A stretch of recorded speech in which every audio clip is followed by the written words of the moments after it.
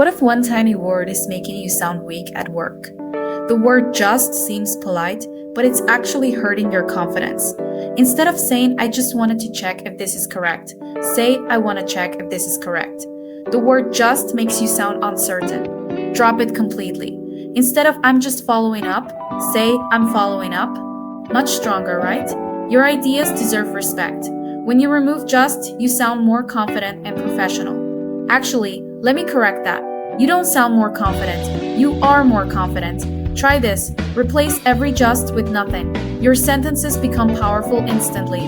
Now practice. Write one sentence without just in the comments below.